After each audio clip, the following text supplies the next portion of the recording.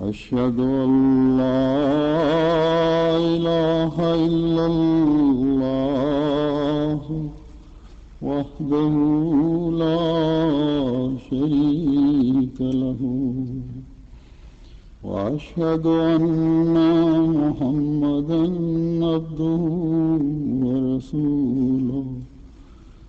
أما بعد فأعوذ بالله من الشيطان الرجيم بسم الله الرحمن الرحيم الحمد لله رب العالمين الرحمن الرحيم مالك يوم الدين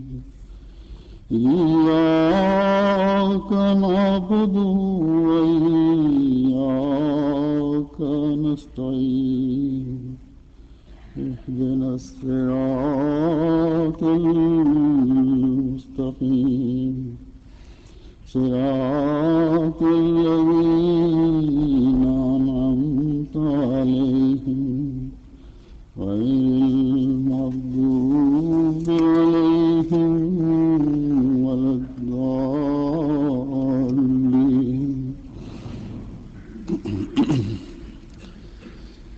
قل للمؤمنين يغضوا من أبصارهم ويحفظوا فروجهم ذلك أزكى لهم إن الله خبير بما يصنعون وقل للمؤمنات يغضضن من أبصارهن ويحفظن فروجهن ولا يبدين زينتهن إلا ما ظهر منها وليضربن بخمرهن على جيوبهن ولا يبدين زينتهن إلا لبعولتهن وآبائهن وآباء بعولتهن وأبنائهن وأبناء بعولتهن وإخوانهن وبني إخوانهن وبني أخواتهن ونسائهن وما ملكت أيمانهن والتابعين غير أولي الألباب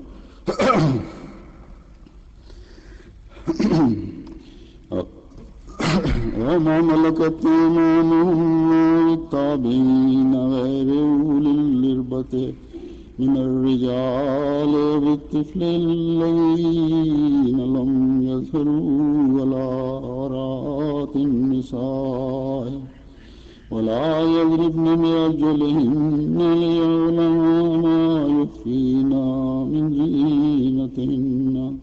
وتوبوا إلى الله جميعا أيها المؤمنون لعلكم تفلحون.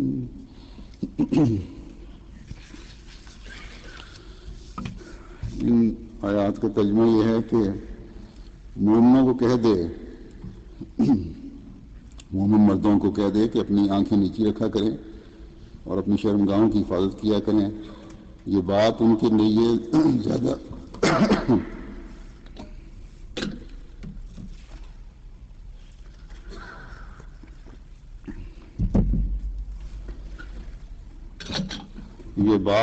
لیے زیادہ پاکیزگی کا موجب ہے.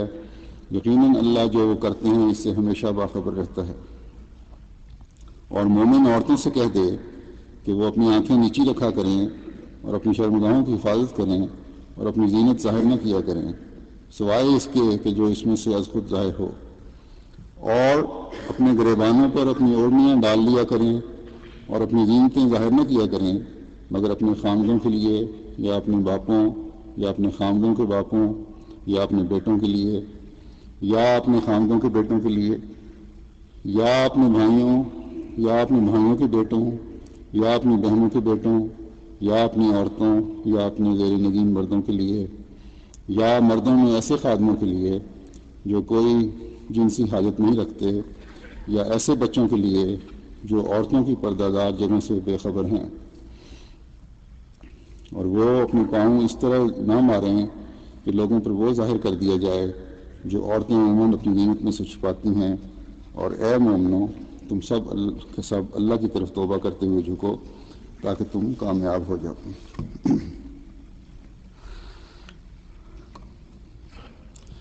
آج کی ان آیات سے جو میں نے تلاوت کی ہیں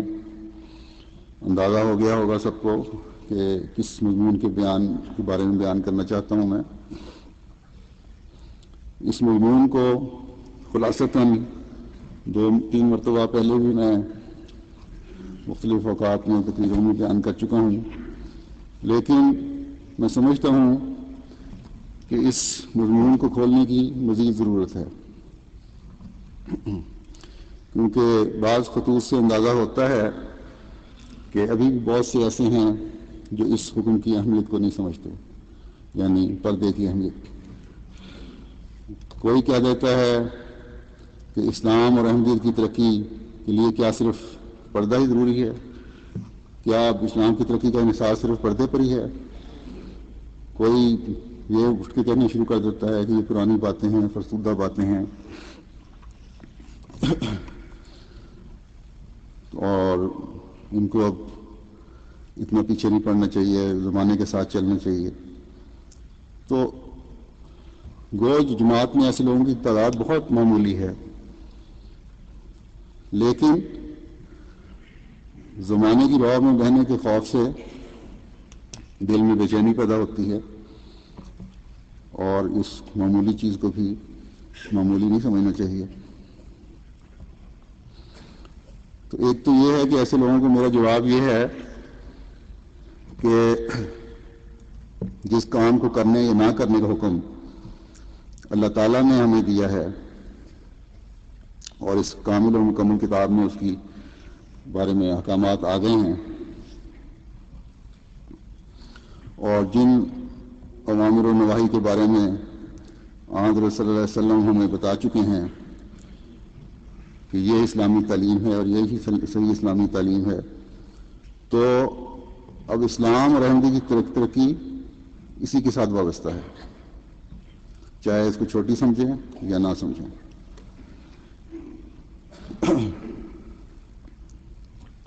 اور یہ آخری شرعی کتاب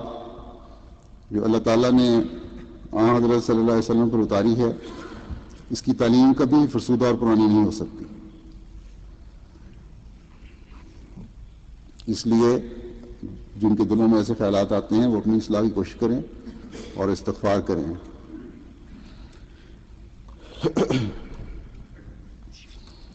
ان آیات میں جن باتوں کا ذکر کیا گیا ہے ان کو بھی مزید کھولتا ہوں۔ سب سے پہلے تو مردوں کو حکم ہے کہ غض بصر سے کام لیں، یعنی اپنی آنکھ کو اس چیز کے دیکھنے سے روکے رکھیں جس کا دیکھنا منع ہے، یعنی بلا وجہ نامحرم عورتوں کو نہ دیکھیں۔ جب بھی نظر اٹھا کر پھریں گے تو پھر تجسس میں آنکھیں پیچھا کرتا چلی جاتی ہیں، پیچھا کرتی رہیں گی آنکھیں۔ اس لیے قرآن شریف کا یہی حکم ہے کہ نظریں جھکا کے چلو۔ اسی لیے اس بیماری سے بچنے کے لیے حضرت اقدس مسیح موعود علیہ السلام نے فرمایا ہے کہ نیم با آنکھوں سے چلو، یعنی ادھ کھلی آنکھوں سے، پوری آنکھیں پھاڑ کے نہ چلو راستوں پر، بند بھی نہ ہوں کہ ٹکریں مارتے پھرو ایک دوسرے کو، لیکن اتنی کھلی ہوں کہ اس سے کسی بھی قسم کا تجسس ظاہر نہ ہوتا ہو،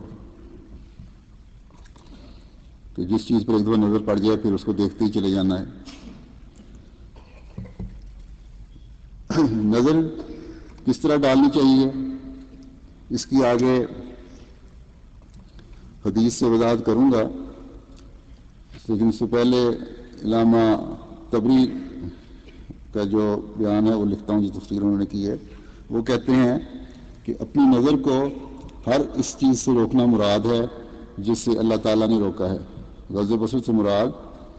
اپنی نظر کو ہر اس چیز سے روکنے کا مراد ہے جس سے اللہ تعالیٰ نے روکا ہے۔ تو مردوں کے لیے تو یہ پہلے حکم ہے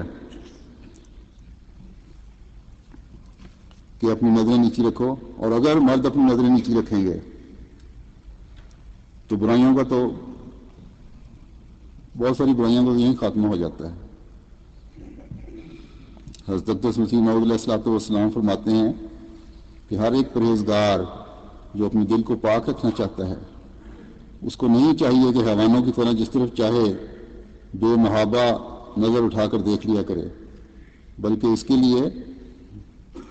اس تمدنی زندگی میں غض بصر کی عادت ڈالنا ضروری ہے، اور یہ وہ مبارک عادت ہے جس سے اس کی یہ طبعی حالت ایک بھاری خلق کے رنگ میں آ جائے گی۔ پھر مومن عورتوں کے لیے حکم ہے کہ غض بصر سے کام لیں اور آنکھیں نیچی رکھا کریں۔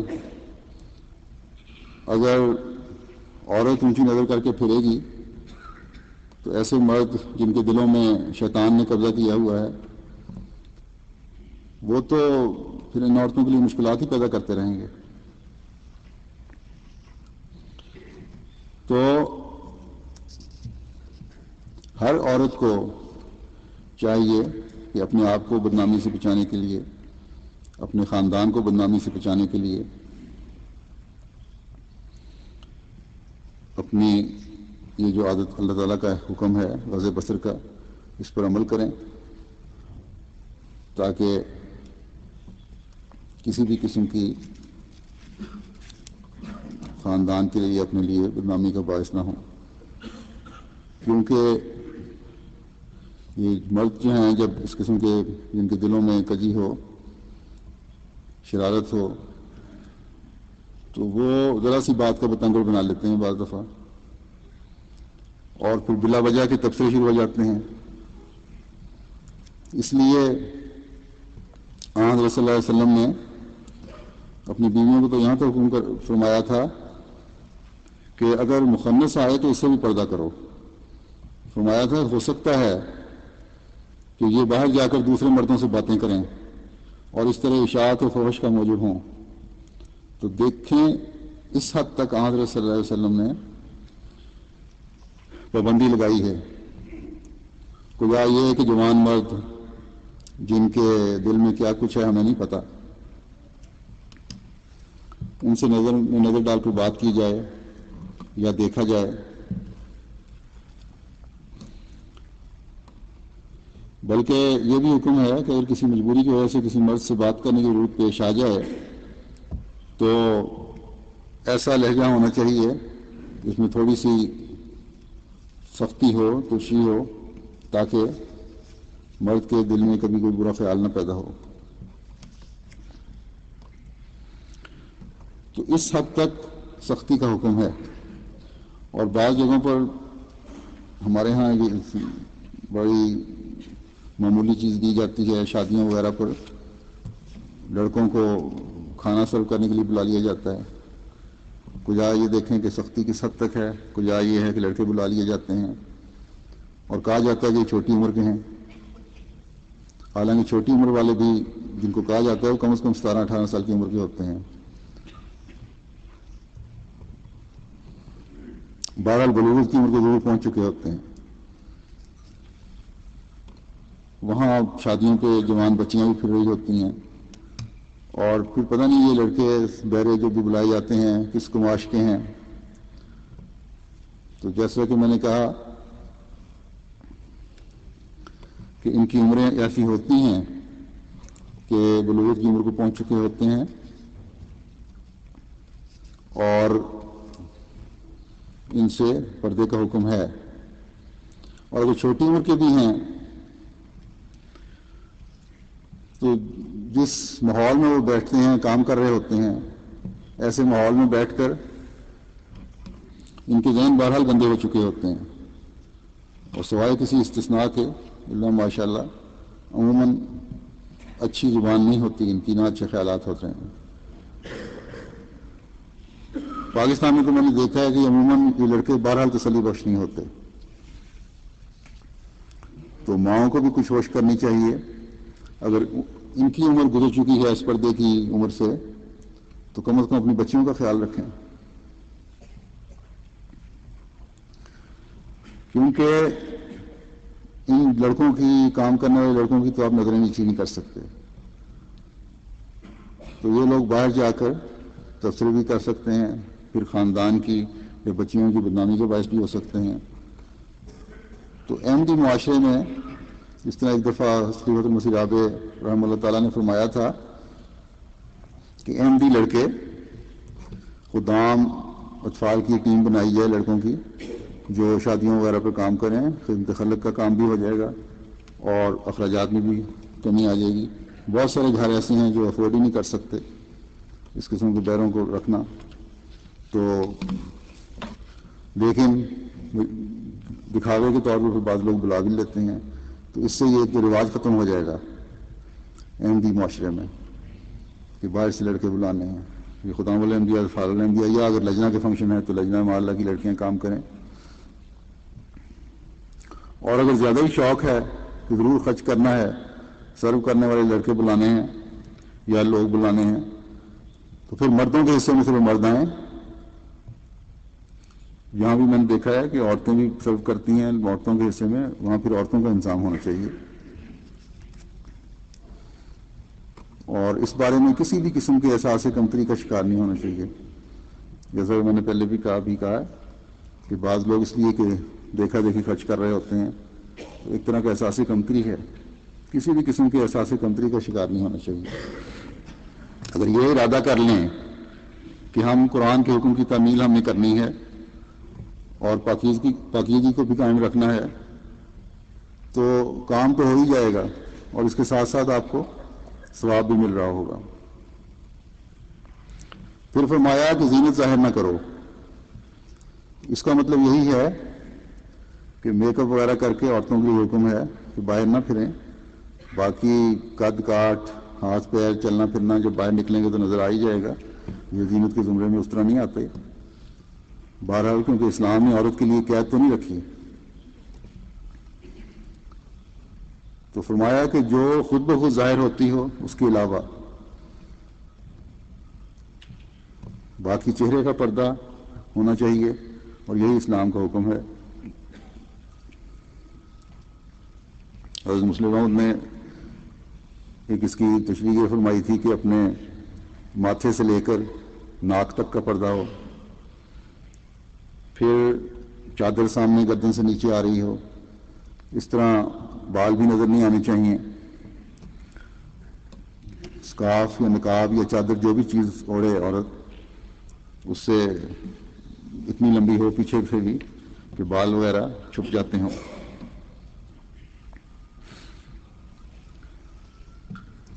الا ما ظہر منہا، یعنی سوائے اس کے جو آپ ہی آپ ظاہر ہو۔ اس کے بارے میں حضرت مسلم تفسیر کرتے ہوئے فرماتے ہیں کہ ما ظہر منہا کے متعلق یہ الفاظ دلالت کرتے ہیں، یعنی ما ظہر منہا یہ الفاظ دلالت کرتے ہیں کہ جو چیز خود بخود ظاہر ہو، شریعت نے صرف اس کو جائز رکھا ہے، یہ نہیں کہ جس مقام کو کوئی عورت آپ ظاہر کرنا چاہے اس کا ظاہر کرنا اس کے لیے جائز ہوگا۔ فرمایا کہ میرے نزدیک آپ ہی آپ ظاہر ہونے والی موٹی چیزیں دو ہیں، یعنی قد اور جسم کی حرکات اور چال، لیکن عقلاً یہ بات ظاہر ہے کہ عورت کے کام کے لحاظ سے یا مجبوری کے لحاظ سے جو چیز آپ ہی آپ ظاہر ہو وہ پردے میں داخل نہیں۔ چنانچہ اسی اجازت کے ماتحت طبیب یا ڈاکٹر عورتوں کی نبض دیکھتا ہے، کیونکہ بیماری مجبور کرتی ہے کہ اس چیز کو ظاہر کر دیا جائے۔ پھر فرمایا کہ اگر کسی گھرانے کے مشاغل ایسے ہوں کہ عورتوں کو باہر کھیتوں میں یا میدانوں میں کام کرنا پڑے، تو ان کے لیے آنکھوں سے لے کر ناک تک کا حصہ کھلا رکھنا جائز ہوگا اور پردہ ٹوٹا ہوا نہیں سمجھا جائے گا، کیونکہ بغیر اس کے کھولنے کے وہ کام نہیں کر سکتی۔ اور جو حصہ ضروریات زندگی کے لیے اور ضروریات معیشت کے لیے کھولنا پڑتا ہے، اس کا کھولنا پردے کے حکم میں ہی شامل ہے۔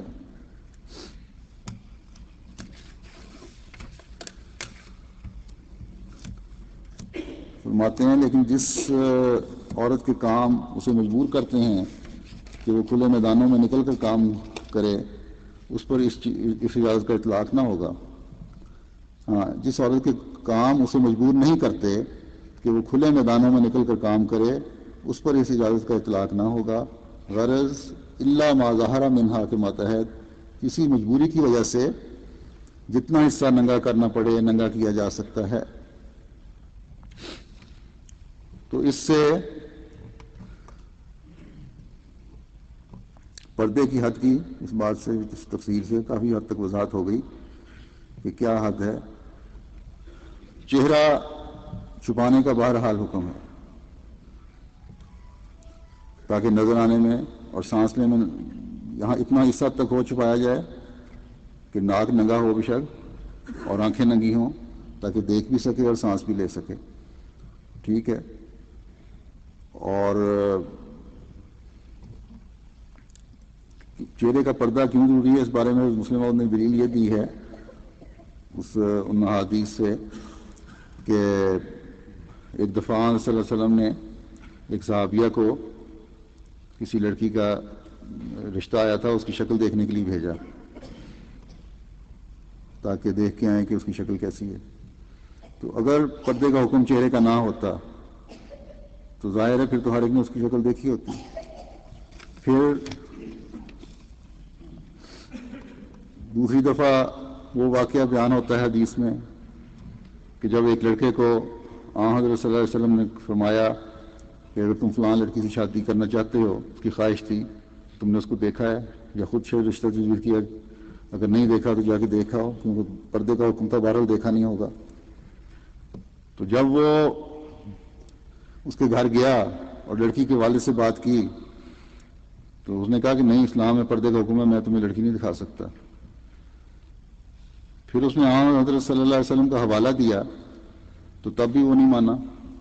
بہرحال ایمان کی حالت ہوتی ہے ہر ایک کی، شاید پوری طرح ایک تو حکم پہ زیادہ سختی تھی اس کی بجائے اس کے کہ حضرت صلی اللہ علیہ وسلم کے حکم کا اس وقت جو موقع ماحول کے حساب سے حکم تھا اس کی بھی تسلیم کرتا اور مانتا۔ تو لڑکی اندر یہ بیٹھی باتیں سن رہی تھی، وہ فوراً باہر نکل آئی کہ ٹھیک ہے میرا چہرہ دیکھ لو، اگر حضرت صلی اللہ علیہ وسلم کا حکم ہے۔ تو اگر چہرے کے پردے کا حکم نہیں تھا تو مسلم عورت فرماتے ہیں کہ پھر یہ چیزیں لوگوں کی شکلیں لڑکیوں کی شکل دیکھنے کے لیے کیوں صلی اللہ علیہ وسلم نے فرمایا؟ تو پھر ہر ایک کو پتہ ہوتا کہ فلاں لڑکی کی فلاں شکل ہے، فلاں لڑکی کی فلاں شکل ہے، پسند ناپسند کا سوال ہی نہیں تھا وہاں، کہ بعد میں غور کیا تھا، پہلے ہی علم ہونا چاہیے تھا۔ اسی طرح ایک موقع پر حضرت صلی اللہ علیہ وسلم جب اعتکاف بیٹھے ہوئے تھے، رات کو حضرت صفیہ کو چھوڑنے جا رہے، وہ ملنے آئی تھیں، تو سامنے سے آتے ہوئے دو آدمیوں کو دیکھ کے حضرت صلی اللہ علیہ وسلم نے فرمایا، گھونگھر اٹھا کر ان کا کہ دیکھ لو یہ میری بیوی صفیہ ہی ہے، کسی کوئی شیطان نہ تم پر حملہ کرے اور غلط الزام لگانے شروع کر دو۔ تو پردے کا حکم، چہرے کے پردے کا حکم بہرحال ہے۔ پھر از مسلم عورت اس بارے میں فرماتے ہیں کہ وہ لوگ جو یہ کہتے ہیں کہ اسلام میں منہ چھپانے کا حکم نہیں، ان سے ہم پوچھتے ہیں کہ قرآن کریم تو کہتا ہے کہ زینت چھپاؤ، اور سب سے زیادہ زینت کی چیز چہرہ ہی ہے، اگر چہرہ چھپانے کا حکم نہیں تو پھر زینت کیا چیز ہے جس کو چھپانے کا حکم دیا گیا ہے؟ بے شک ہم اس حد تک قائل ہیں کہ چہرے کو اس طرح چھپایا جائے کہ اس کا صحت پر کوئی برا اثر نہ پڑے، مثلا باریک کپڑا ڈال لیا جائے یا عرب عورتوں کی طرح کا نقاب بنا لیا جائے جس میں آنکھیں اور ناک کا نتنا آزاد رہتا ہے، مگر چہرے کو پردے سے باہر نہیں آنا چاہیے۔ پھر فرمایا کہ جو عورتیں بڑھاپے کی وجہ سے کمزور ہو جائیں اور نکاح کے قابل نہ رہیں، وہ اگر معروف پردہ چھوڑ دیں تو جائز ہے، ہاں خام خواہ زیور پہن کر اور بناؤ سنگھار کر کے باہر نہ نکلیں، یعنی پردہ ایک عمر تک ہے، اس کے بعد پردے کے احکام ساقط ہو جاتے ہیں۔ ہمارے ملک میں پردے کے احکام کو ایسی بری طرح استعمال کیا ہے کہ جن جوان عورتیں پردہ چھوڑ رہی ہیں اور بوڑھی عورتوں کو جبراً گھروں میں بٹھایا جا رہا ہے۔ عورت کا چہرہ پردے میں شامل ہے، ورنہ یدانہ ثیابہ ہننا کے یہ معنی کرنے پڑیں گے کہ منہ اور ہاتھ تو پہلے ہی ننگے تھے، اب سینہ اور بازو بلکہ سارا بدن ہی ننگا کر لو، اور یہ کوئی عقل مند آدمی تسلیم نہیں کر سکتا۔ تو ہوتا یہی ہے کہ اگر پردے کی خود تشریح کرنی شروع کر دیں اور ہر کوئی اپنی پسند کی تشریح کرنا لگ جائے پردے کی، تو پھر پردے کا تقدس کبھی قائم نہیں رہ سکتا۔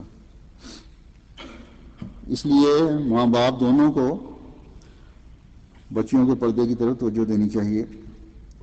اور یہ دونوں کی ذمہ داری ہے۔ اب کسی نے لکھا کہ ملازمت کے سلسلے میں یہیں کسی مغربی ملک میں جس جگہ کام کرنا ہے ان کا ایک یونیفارم ہے، اور اس یونیفارم میں جین اور بلاؤز یا اسکرٹ اس کے ساتھ استعمال ہونا ہے، باقی اجازت نہیں۔ تو کیا یہ پہن کے میں کام کر سکتی ہوں؟ تو اس کو جواب تو میں نے دے دیا تھا یہی کہ اگر لمبا کوٹ پہن کے سکارف سر پہ رکھ کے کام کرنے کی اجازت ہے تو ٹھیک ہے، ورنہ کوئی اجازت نہیں۔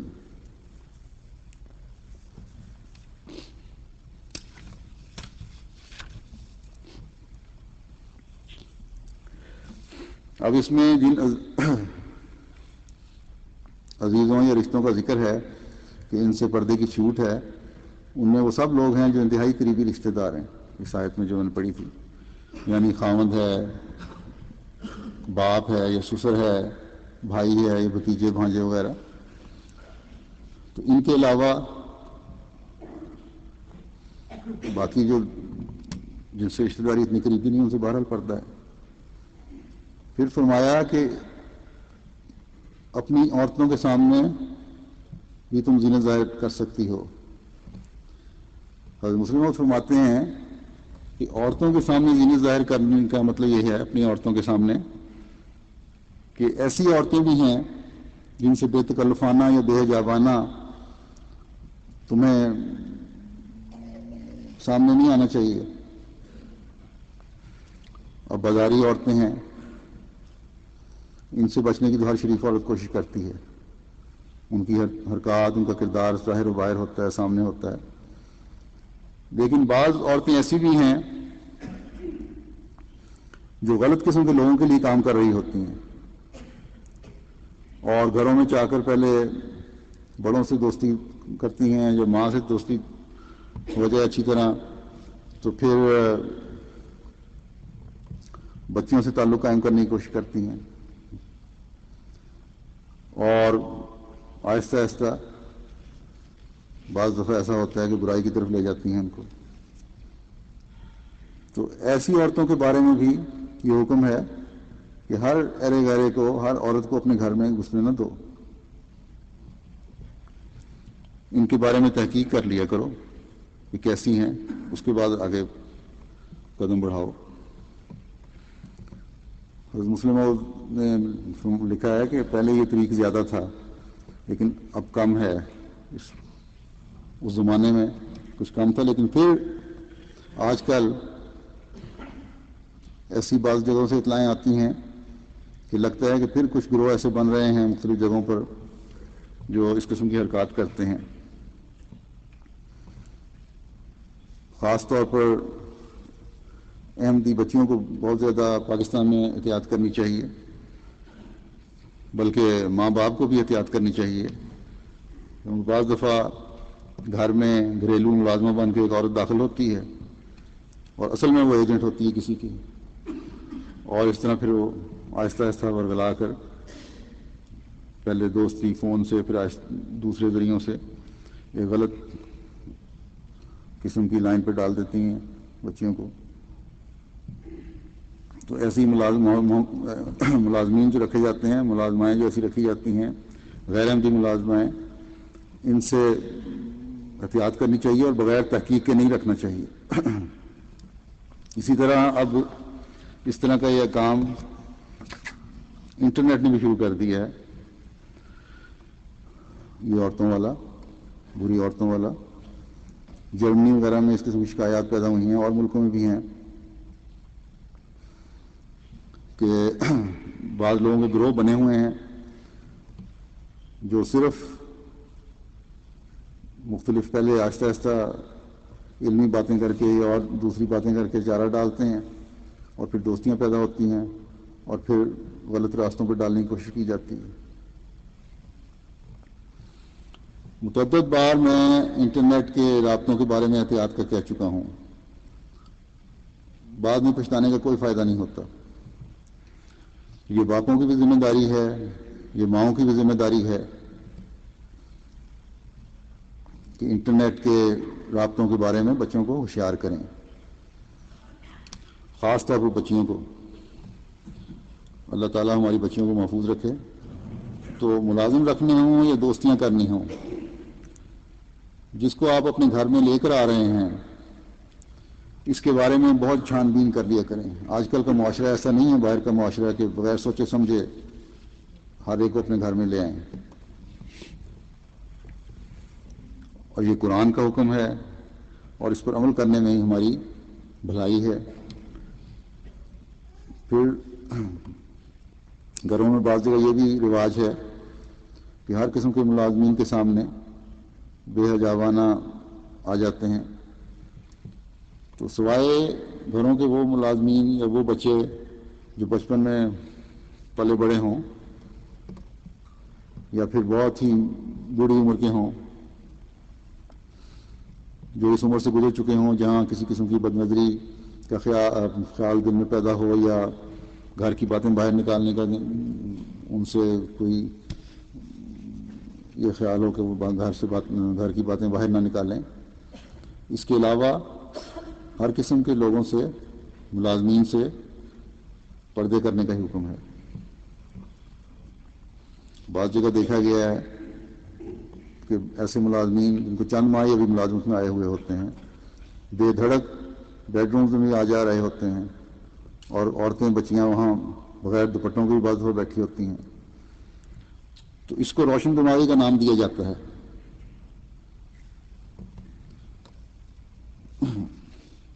یہ روشن دماغی نہیں ہے، جب اس کے نتائج سامنے آتے ہیں پھر پچھتاتے ہیں۔ پھر جو چھوٹ ہے اس آیت میں وہ چھوٹے بچوں سے پردے کی چھوٹ ہے۔ پھر فرمایا کہ چال بھی تمہاری اچھی ہونی چاہیے، باوقار ہونی چاہیے، یوں ہی پاؤں زمین پہ مار کر نہ چلو، اور ایسی باوقار چال ہو کہ کسی کو ضرورت نہ ہو کہ تمہاری طرف غلط نظر سے دیکھ سکے۔ جب تم پردے میں ہوگی اور مکمل پردے کے ساتھ جب باوقار بھی ہوگی تو کسی کو ضرورت نہیں ہو سکتی کہ ایک نظر کے بعد دوسری نظر ڈالے۔ پھر ہمارے معاشرے میں زیور وغیرہ کی نمائش کا بھی بہت شوق ہے، وہ اب اس طرح تو نہیں پہنا جاتا چوروں ڈاکوؤں کے خوف سے، لیکن پھر بھی شادی بیاہوں پر اس طرح بعض دفعہ ہو جاتا ہے کہ ان راستوں سے عورتیں گزر کے جا رہی ہوتی ہیں جہاں مرد بھی کھڑے ہوتے ہیں، وہاں بلا وجہ کی نمائش ہو رہی ہوتی ہے، تو اس سے بھی احتیاط کرنی چاہیے۔ پھر از مسلم موت نے اس سے ایک یہ نتیجہ بھی اخذ کیا ہے یہ پاؤں زمین کو مارنے سے کہ شریعت نے ناچ یا ڈانس کو بھی مکمل طور پر منع کر دیا، کیونکہ اس سے بے حیائی پھیلتی ہے۔ اب بعض لوگ کہتے ہیں، عورتیں کہتی ہیں کہ عورتیں عورتوں میں ناچ لیں تو کیا حرج ہے؟ عورتیں عورتوں میں ناچ لیں تب بھی حرج ہے۔ قرآن کریم نے کہہ دیا اس سے بے حیائی پھیلتی ہے، تو بہرحال اس حکم کی پابندی کرنی ہے ہر احمدی عورت نے۔ اور اگر کہیں بھی شادی بیاہوں وغیرہ میں اس قسم کی اطلاع ملتی ہے کہیں ڈانس ہوا یا ناچ ہوا تو وہاں بہرحال نظام کو حرکت میں آنا چاہیے اور کارروائی ہونی چاہیے ایسے لوگوں کے خلاف۔ اور بعض عورتیں ایسی ہیں جن کی تربیت میں کمی ہے، کہہ دیتی ہیں کہ روا جاؤ تو وہاں تو لگتا ہے کہ شادی اور مرد میں کوئی فرق ہی نہیں ہے، کوئی ناچ نہیں، کوئی گانا نہیں، کچھ نہیں. تو ایک تو پہلی بات یہ ہے کہ شرفاء کا ناچ یا گانے سے ناچ اور ڈانس سے کوئی تعلق نہیں ہے. اور اگر کسی کو اعتراض ہے تو پھر وہ نہ شامل ہوا کرے ایسی شادیوں میں. جہاں تک گانے کا تعلق ہے تو شریفانہ قسم کی شادی گانے لڑکیاں گاتی ہیں، ڈھولکی وغیرہ بھی بجاتی ہیں، اس میں کوئی حرج نہیں ہے. پھر دعائیاں رزمیں ہیں جو پڑھی جاتی ہیں. تو یہ کس طرح کہہ سکتے ہیں کہ شادی میں اور موت میں وہاں کے جنازے اٹھتے ہیں ان میں کوئی فرق نہیں ہوتا؟ یہ سوچوں کی کمی ہے. اپنی حالتوں کو درست کرنے میں کی ضرورت ہے ایسے لوگوں کو. کیونکہ ہم تو دعاؤں سے ہی نئے شادی شدہ جوڑوں کو رخصت کرتے ہیں تاکہ وہ اپنی نئی زندگی کا آغاز کریں، ہر لحاظ سے بابرکت آغاز کریں، اور ان کو اس خوشی کے ساتھ ساتھ دعاؤں کی ضرورت بھی ہوتی ہے، اور تاکہ اللہ تعالیٰ ان کے گھر بھی آباد رکھے اور نیک صالح اولاد بھی پیدا فرمائے، اور پھر خود بھی دین کے خادم ہوں اور ان کی نسلیں بھی دین کی خادم ہوں. تو اور پھر یہ ہے کہ دونوں فریق جو شادی کے رشتے میں منسلک ہوئے ہیں، میاں بیوی کے رشتے میں منسلک ہوئے ہیں، وہ اپنے والدین کے اور اپنے رشتہ داروں کے حقوق ادا کرنے والے بھی ہوں. یہ بھی دعائیں کرنی چاہیے ان کے لیے. تو احمدی تو اسی طرح شادی کرتے ہیں. اگر اس بات پر کسی کو اعتراض ہے تو ہوتا رہے، کیونکہ اللہ تعالیٰ کا ہمیں یہی حکم ہے کہ تم خوشیاں بھی مناؤ تو سادگی سے مناؤ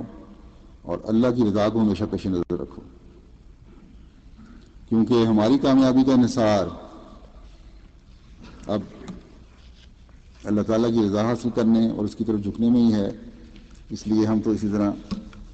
شادیاں مناتے ہیں، اور بلکہ غیر ہماری شادیوں میں شامل ہوتے ہیں تو وہ اچھا اثر لے کے جاتے ہیں.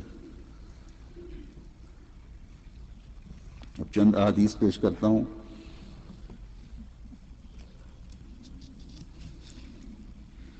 ابو ریحانہ روایت کرتے ہیں کہ وہ غزوہ میں رسول اللہ صلی اللہ علیہ وسلم کے ساتھ تھے. ایک رات انہوں نے رسول اللہ صلی اللہ علیہ وسلم کو یہ فرماتے ہوئے سنا: آگ اس آنکھ پر حرام ہے جو اللہ تعالیٰ کی راہ میں بیدار رہی،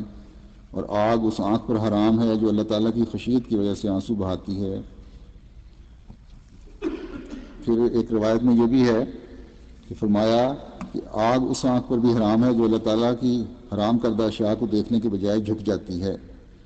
اور اس آنکھ پر بھی حرام ہے جو اللہ عز و جل کی راہ میں پھوڑ دی گئی ہو. تو دیکھیں غض بصر کے کتنا بڑا مقام ہے کہ اللہ کی عبادت کرنے والوں اور اس کی راہ میں جہاد کرنے والوں یا شہید ہونے والوں کا رتبہ حاصل ہو رہا ہے ایسے لوگوں کو. یا دوسرے لفظوں میں یہ کہ اللہ تعالیٰ کی خاطر جھکنے والی آنکھ جو ہے اس حکم پہ عمل کرتے ہوئے ان لوگوں کی آنکھیں جو ہیں وہ ہمیشہ ایسے لوگ پھر عبادت پہ جلانے والے ہوں گے اور اللہ تعالیٰ کا قرب پانے والے ہوں گے. پھر ابو سعید خدری روایت کرتے ہیں کہ حضرت صلی اللہ علیہ وسلم نے فرمایا کہ راستوں پر مجلسیں لگانے سے بچو. صحابہ نے عرض کی: یا رسول اللہ، ہمیں رستوں میں مجلسیں لگانے کے سوا کوئی چارہ نہیں. اس پر رسول اللہ صلی اللہ علیہ وسلم نے فرمایا: پھر رستے کا حق ادا کرو. انہوں نے عرض کی کہ اس کا کیا حق ہے؟ آپ نے فرمایا کہ ہر آنے جانے والے کے سلام کا جواب دو، غض بصر کرو، راستہ دریافت کرنے والے کی رہنمائی کرو، معروف باتوں کا حکم دو اور ناپسندیدہ باتوں سے روکو. دیکھیں کس قدر تاکید ہے کہ اول تو بلا وجہ راستوں میں بیٹھو نا اگر کام نہیں ہے تو، اور اگر مجبوری کی وجہ سے بیٹھنا ہی پڑا ہے تو پھر یہ حق ادا کرو جو راستے کا حق ہے کہ بلا وجہ نظریں اٹھا کے نہ بیٹھے رہو، بلکہ غض بصر سے کام لو، اپنی نظروں کو نیچا رکھو. کیونکہ یہ نہیں ہے کہ ایک دفعہ نظر پڑ گئی تو پھر ایک سرے سے دیکھنا شروع کیا دوسرے سرے سے دیکھتے ہی چلے گئے. ام المومنین حضرت ام سلمہ بیان کرتی ہیں کہ میں حضرت صلی اللہ علیہ وسلم کے پاس تھی اور میمونہ بھی ساتھ تھیں. تو ابن ام مکتوم آئے. یہ پردہ کے حکم کے نزول سے بعد کی بات ہے. تو آن حضرت صلی اللہ علیہ وسلم نے فرمایا کہ اس سے پردہ کرو. ہم نے عرض کی یا رسول اللہ کیا وہ نابینا نہیں؟ نہ وہ ہمیں دیکھ سکتا ہے نہ ہی پہچان سکتا ہے. تو آپ صلی اللہ علیہ وسلم نے فرمایا کہ کیا تم دونوں بھی اندھی ہو اور تم ان کو دیکھ نہیں رہی؟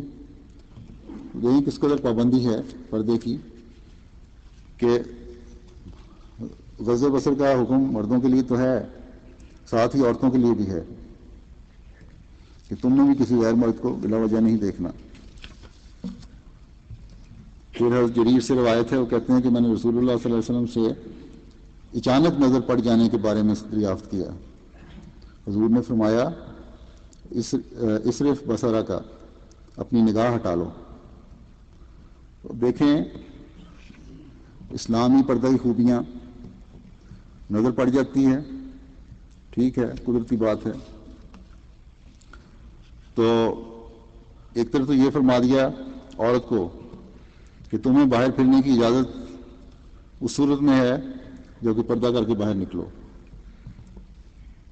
اور جو ظاہری چیزیں نظر آنے والی ہیں، خود بخود ظاہر ہونے والی ہیں، ان کے علاوہ زینت ظاہر نہ کرو. اور دوسری طرف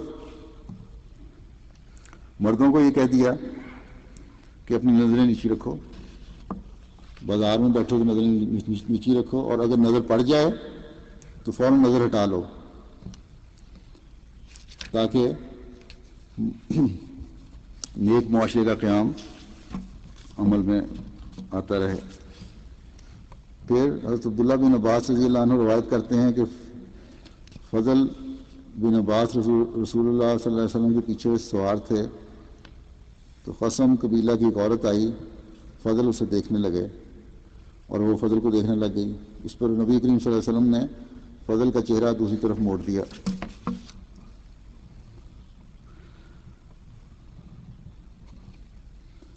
رسول اللہ صلی اللہ علیہ وسلم نے فرمایا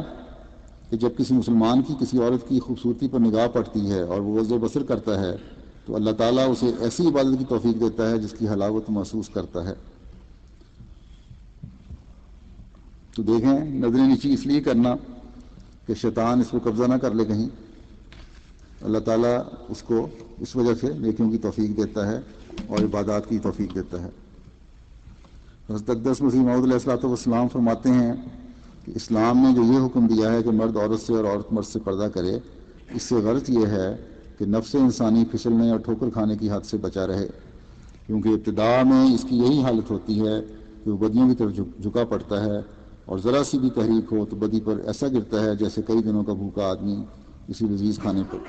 یہ انسان کا فرض ہے کہ اس کی اصلاح کرے. یہ ہے سر اسلامی پردہ کا، یعنی یہ راز ہے اسلامی پردہ کا، اور میں نے خصوصیت سے اسے ان مسلمانوں کے لیے بیان کیا ہے جن کو اسلام کے احکام اور حقیقت کی خبر نہیں. پھر فرماتے ہیں ایماندار عورتوں کو کہہ دے کہ وہ بھی اپنی آنکھوں کو نامحرم مردوں کے دیکھنے سے بچائیں اور اپنے کانوں کو بھی نامحرموں سے بچائیں، یعنی ان کی پرشہوات آوازیں نہ سنیں، اور اپنے سطر کی جگہ کو پردہ میں رکھیں، اور اپنی زینت کے اعضاء کو کسی غیر محرم پر نہ کھولیں، اور اپنی اوڑھنی کو اس طرح سر پر لیں کہ گریبان سے ہو کر سر پر آ جائے، یعنی گریبان اور دونوں کان اور سر اور کنپٹیاں سب چادر کے پردہ میں رہیں، اور اپنے پیروں کو زمین پر ناچنے والوں کی طرح نہ ماریں. یہ وہ تدبیر ہے کہ جس سے پابندی ٹھوکر سے بچا سکتی ہے. پھر فرمایا مومن کو نہیں چاہیے کہ دریدہ ذہن بنے یا بے محابہ اپنی آنکھوں کو ہر طرف اٹھائے پھرے بغیر کسی روک ٹوک کے نظروں پھیرتا رہے، بلکہ یغضوا من ابصارہم پر عمل کر کے نظر کو نیچی رکھنا چاہیے اور بد نظری کے اسباب سے بچنا چاہیے. اب یہ جو غض بصر کا بھی حکم ہے اور پردے کا بھی حکم ہے، توبہ کرنے کا بھی حکم ہے، تو یہ سب احکام ہمارے فائدے کے لیے ہی ہیں. اللہ تعالیٰ نے اپنا پیار، اپنا قرب تو عطا اس طرح سے فرمائے گا کہ اس کے احکامات پر عمل کیا، لیکن ساتھ ہی یہ بھی فرمایا کہ اس معاشرے میں، اس دنیا میں جس میں تم رہ رہے ہو، ان نیکیوں کی وجہ سے تمہاری پاک دامنی بھی ثابت ہو رہی ہوگی، اور کوئی انگلی تم پر یہ اشارہ نہیں کرتے ہوئے نہیں اٹھے گی کہ دیکھو یہ عورت یا مرد اخلاقی بے راروی کا شکار ہے. ان سے بچ کے رہو. اور یہ کہتے پھریں لوگ کہ اب خود بھی بچو اور اپنے بچوں کو بھی ان لوگوں سے بچاؤ. نہیں، بلکہ ہر جگہ اس نیکی کی وجہ سے ہمیں عزت کا مقام ہی ملے گا. دیکھیں جب ہرقل بادشاہ نے ابو سفیان سے پوچھا آن صلی اللہ علیہ وسلم کی تعلیم کے بارے میں کہ کیا ان کی تعلیم ہے اور کیا ان کے عمل ہیں، تو باوجود دشمنی کے ابو سفیان نے یہی جواب دیا اور بہت ساری باتوں کے علاوہ کہ وہ پاک دامنی کی تعلیم دیتے ہیں. تو ہرقل نے اس پہ جواب دیا کہ یہی ایک نبی کی صفت ہے. پھر ایک روایت میں آتا ہے، محمد بن سیرین سے روایت ہے کہ حضور صلی اللہ علیہ وسلم نے فرمایا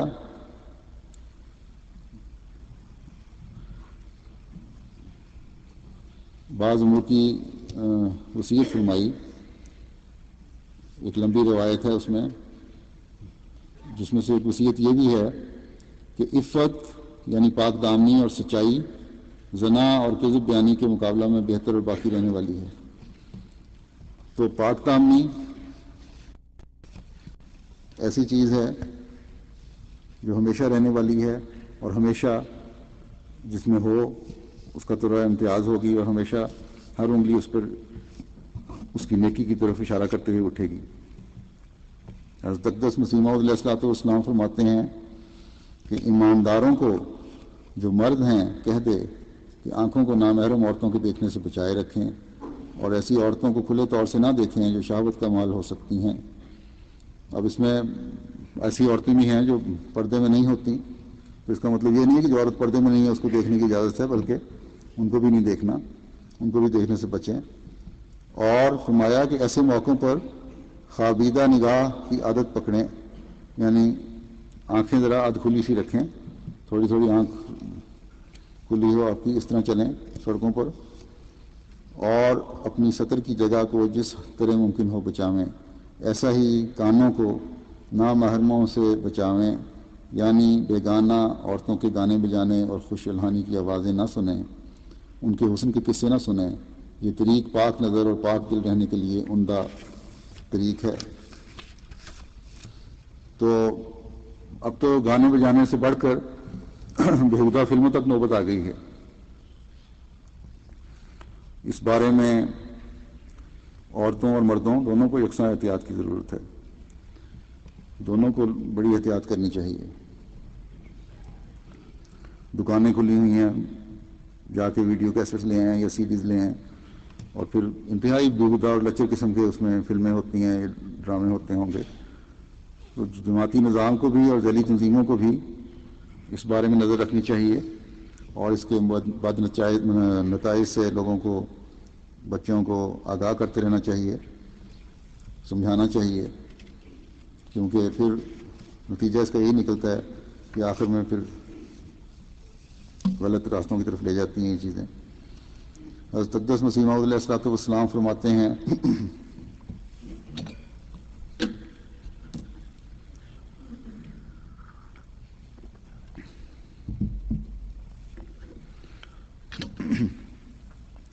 خدا تعالیٰ نے خلق احسان یعنی عفت کے حاصل کرنے کے لیے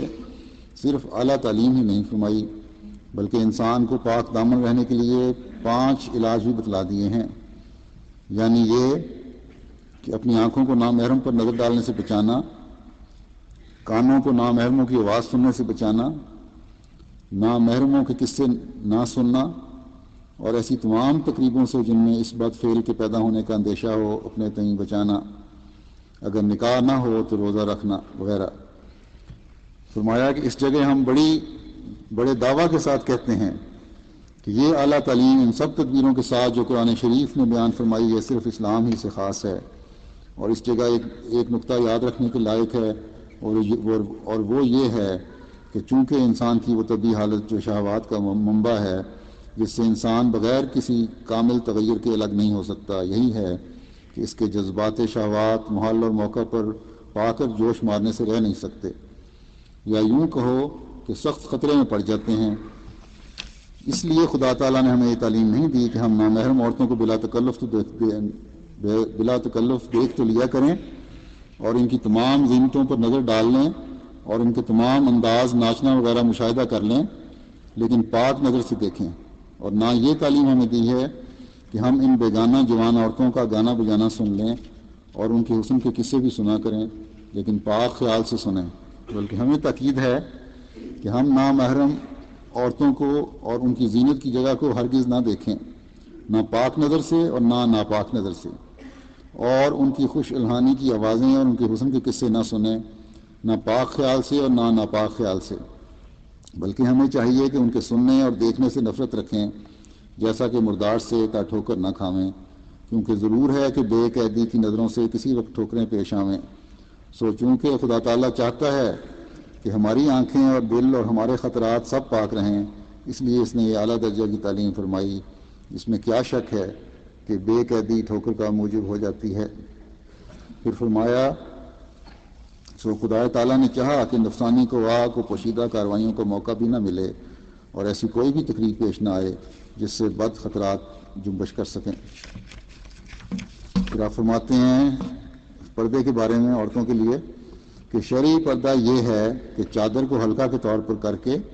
اپنے سر کے بالوں کو کچھ حصہ پیشانی اور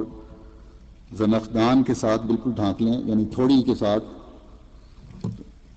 ڈھانک لیں، اور ہر ایک زینت کا مقام ڈھانک لیں، مثلا منہ پر ارد گرد اس طرح پر چادر ہو کہ صرف آنکھیں اور ناک تھوڑا سا ننگا ہو، باقی تقریباً چادر آ جائے، پردہ آ جائے۔ تو فرمایا کہ اس قسم کے پردہ کو انگلستان کی عورتیں آسانی سے برداشت کر سکتی ہیں اور اس طرح پر سیر کرنے میں کچھ حرج نہیں، آنکھ کھلی رہتی ہے، آنکھیں کھلی رہتی ہیں۔ تو آج کل جو برقعے کا رواج ہے کوٹ اور نقاب کا، اگر وہ صحیح طور پہ ہو، ساتھ چپکا ہوا برقعے کا کوٹ نہ ہو تو بڑا اچھا پردہ ہے وہ، جس سے ہاتھ بھی کھلے رہتے ہیں، آنکھیں بھی کھلی رہتی ہیں، سانس بھی آتا رہتا ہے۔ پھر حضرت مسیح موعود علیہ السلام فرماتے ہیں کہ وہ جس کی زندگی ناپاکی اور گندے گناہوں سے ملوث ہے وہ ہمیشہ خوفزدہ رہتا ہے اور مقابلہ نہیں کر سکتا، ایک صادق انسان کی طرح دلیری اور جرأت سے اپنی صداقت کا اظہار نہیں کر سکتا اور اپنی پاک دامنی کا ثبوت نہیں دے سکتا۔ دنیاوی معاملات میں ہی غور کر کے دیکھ لو کہ کون ہے جس کو ذرا سی بھی خدا سے خوش حیثیتی حاصل، جس کو ذرا سی بھی خدا نے خوش حیثیتی عطا کی ہو اور اس کی حاسد نہ ہو۔ ہر خوش حیثیت کے حاسد ضرور ہو جاتے ہیں اور ساتھ ہی لگے رہتے ہیں۔ یہی حال دینی امور کا ہے۔ شیطان بھی اصلاح کا دشمن ہے، بس انسان کو چاہیے کہ اپنا حساب صاف رکھے اور خدا سے معاملہ درست رکھے، خدا کو راضی کرے، پھر کسی سے خوف نہ کھائے اور نہ کسی کی پرواہ کرے، ایسے معاملات سے پرہیز کرے جس سے خود ہی مورد عذاب ہو جاوے۔ مگر یہ سب کچھ بھی تائید غیبی اور توفیق الہی کے سوا نہیں ہو سکتا، صرف انسانی کوشش کچھ بنا نہیں سکتی جب تک خدا کا فضل شامل حال نہ ہو۔ خلق الانسان ضعیفا، انسان ناتوان ہے، غلطیوں سے پر ہے، مشکلات چاروں طرف سے گھیرے ہوئے ہیں، پس دعا کرنی چاہیے کہ اللہ تعالیٰ نیکی کی توفیق عطا کرے اور تائیدات غیبی اور فضل کے فیضان کا وارث بنا دے۔ اللہ تعالیٰ ہمیں اس پر عمل کرنے کی توفیق عطا فرمائے۔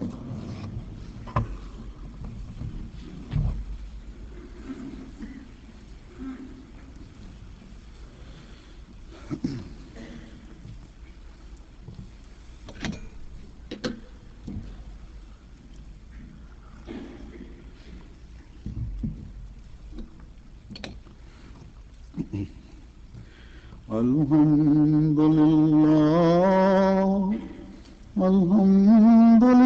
لله نحمده ونستعينه ونستغفره ونؤمن به ونتوكل عليه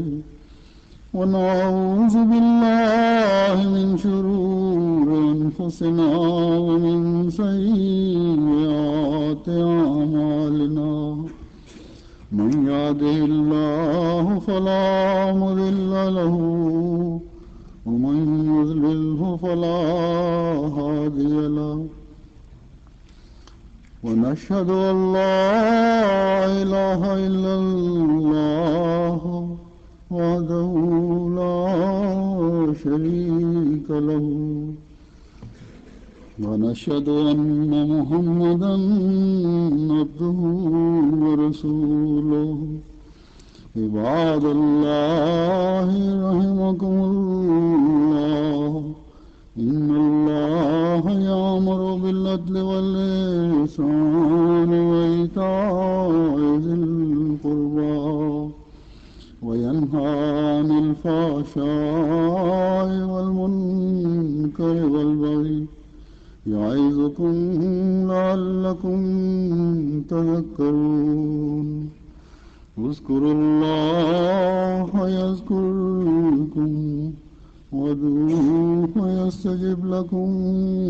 ولذكر الله أكبر